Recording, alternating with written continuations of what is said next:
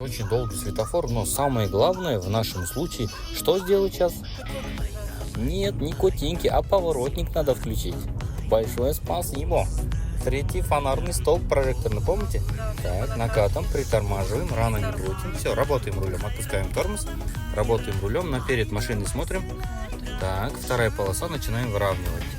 Плавно газуем и не дергаем. Единственный минус, который вы сейчас делаете, это вы дергаете, да, резкость движения рулем, это вообще не приветствуется. Левый поворотник, плавно перестраиваемся, плавно.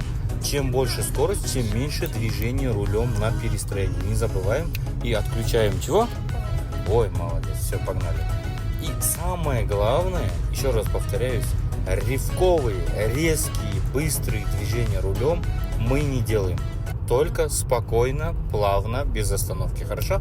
Вы сейчас покрутили хорошо, но когда возвращали, было вот так